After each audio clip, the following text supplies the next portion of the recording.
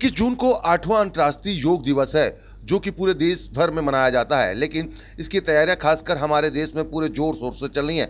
भारत में इस कार्यक्रम का मुख्य कार्यक्रम जो है मैसूर में होगा, लेकिन आयुष मंत्रालय की, जो कि योगा के लिए नोडल मंत्रालय है, उसने सभी मंत्रालय और सरकारी विभागों को पत्र लिखकर आग्रह किया है कि वो सभी अपने मंत्रालय में विभागों में अंतर्राष्ट्रीय योग दिवस से पहले कम से कम 2 बार योग अभ्यास का कार्यक्रम आयोजित करें, जिसके लिए आयुष मंत्रालय ने सभी मंत्रालय और सरकारी विभागों के लिए योगा टीचर नियुक्त किया है, जो तय तिथि पर उस मंत्रालय या विभाग में जाकर सभी स्टाफ को योग अभ्यास कराएंगे। क्योंकि अभी भारत आज़ादी का अमृत महोत्सव भी मना रहा है, इसलिए इस बार का अंतर्राष्ट्रीय योग दिवस और भव्य होगा। माना जा रहा है कि इसलिए इस बार का अंतर्राष्ट्रीय योग दिवस भव्य तो होगा ही, साथ इसमें कई लोग जुटेंगे।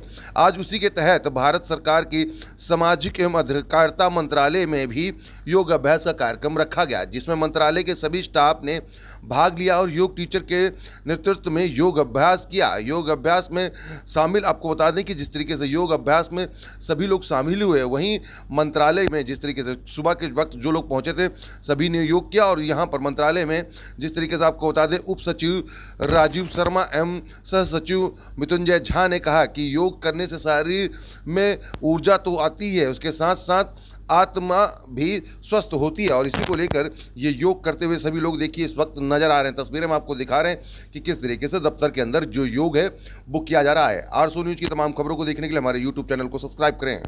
प्रयास करें, जिनसे टूटी लग जाए वो चेस्ट लगाएं।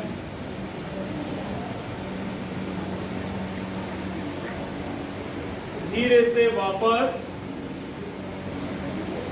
इसी स्थिति में आएंगे, पैर के घुटने फैलाए रखेंगे।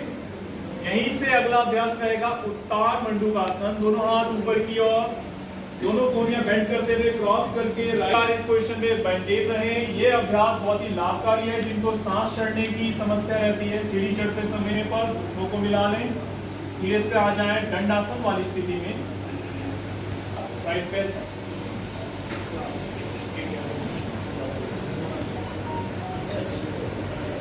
अब देख जाएं पीछे की ओर, गर्दन घुमा के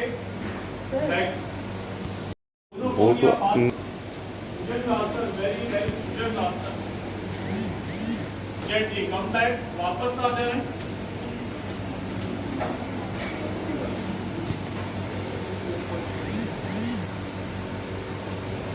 तो इसी प्रकार अगला अभ्यास रहेगा शलभासन।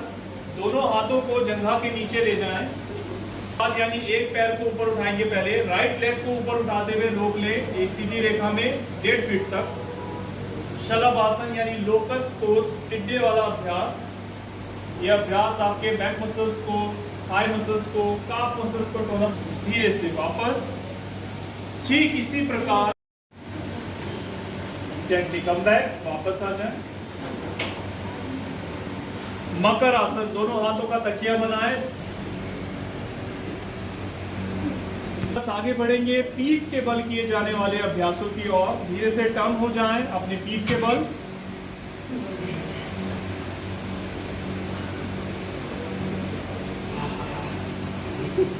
पहला अभ्यास करने जा रहे हैं पैरों पे थोड़ा बैक ऑफ, बहुत बढ़िया, बहुत बढ़िया, बहुत अच्छे।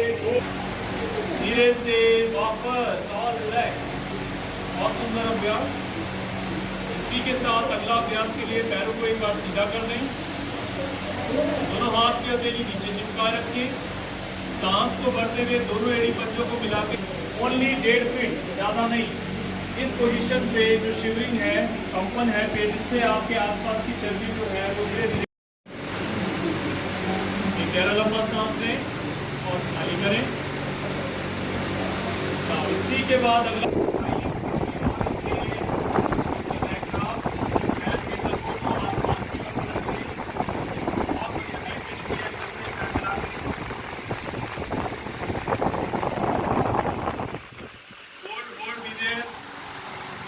सेकंड और कमर नहीं उठानी है।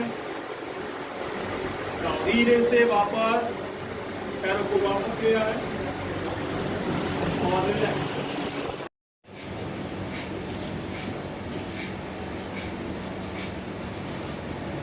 चलते जाए, आंखें बंद, फोकस ऑन योर नोस्ट्रिल्स। पेट अंदर जाएगा, नाक के साथ बाहर, आंखें बंद, कंधे ना दबाए, कंधों को सीधा रखिए। इस तरह सीधी आंखों से ध्यान नहीं होता है आपके नाक की तरफ, कमर को सीधा रखने का प्रयास, नाक से घंटे के साथ बाहर जाए, धीरे से रिलैक्स। एक राउंड और 20 को नाक से घंटे के साथ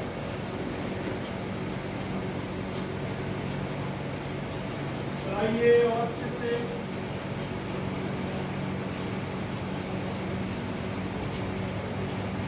नाक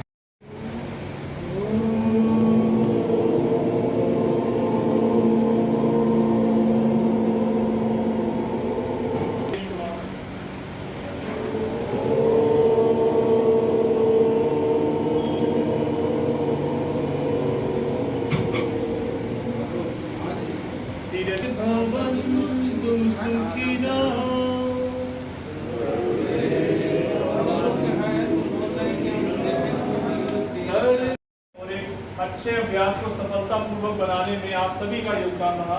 तो एक अच्छे इनिशिएटिव के लिए आप सभी का दिल से, सभी की तरफ से बहुत बहुत धन्यवाद।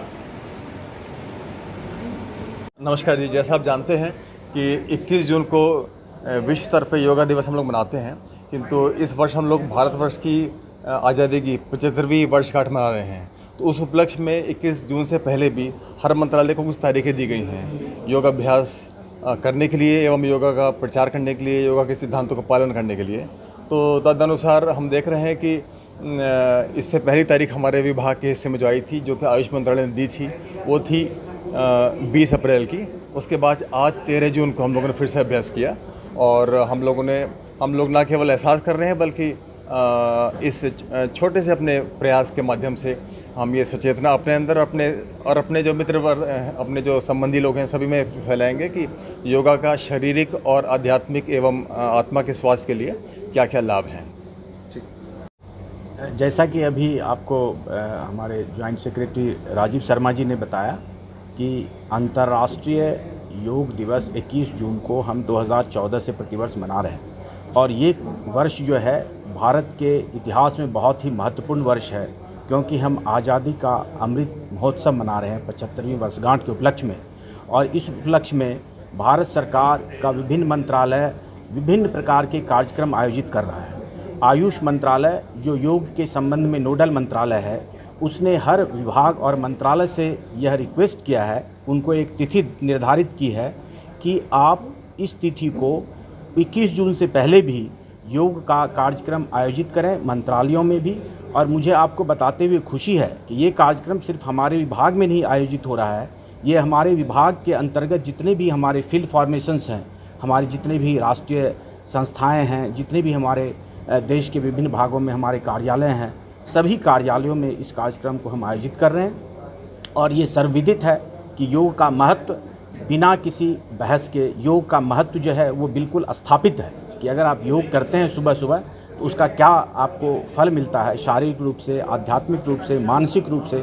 न सिर्फ आप अपने आप में बल्कि आप पूरे अपने समाज के लिए, अपने पड़ोसियों के लिए भी जो आपका आपकी एक व्यवहार है उसमें बिल्कुल परिवर्तन आता है। और इसलिए हम लोग आज आप देख रहे हैं कि काफ़ी संख्या में हमारे कार्यालय के, जबकि लोग बहुत दूर दूर से आते हैं और यहाँ लोग 8:30 बजे से उपस्थित हैं और इस कार्यक्रम में बढ़ चढ़कर हिस्सा लिया है।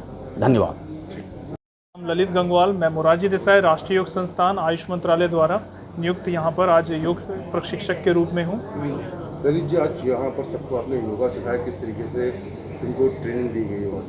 जी, आज हमारा जो उपलक्ष्य था वो, जैसा कि हम लोग जानते हैं कि हम 8वां अंतर्राष्ट्रीय योग दिवस मनाने जा रहे हैं, जो कि 21 जून को 2022 को मनाया जा रहा है। इस बार जो योगा का थीम है, योगा फॉर ह्यूमैनिटी है, और ये जो हमारा थीम है ये माननीय प्रधानमंत्री जी द्वारा दिया गया है। इस बार जैसा कि हम सभी लोग जानते हैं कि मेन इवेंट जो है वो मैसूर में होने जा रहा है। उसी के उपलक्ष्य में 75वां जो हमारा अमृत महोत्सव चल रहा है, उसी के अंतर्गत ये एक इवेंट यहाँ पर आज ऑर्गेनाइज हुआ, जिसके अंदर हमने इस मंत्रालय में IDY प्रोटोकॉल, जो कि 21 जून के दिन हम सभी लोग पूरे विश्व भर में सेलिब्रेट करते हैं, उसी का एक फुल ड्रेस रिहर्सल आज हमने किया।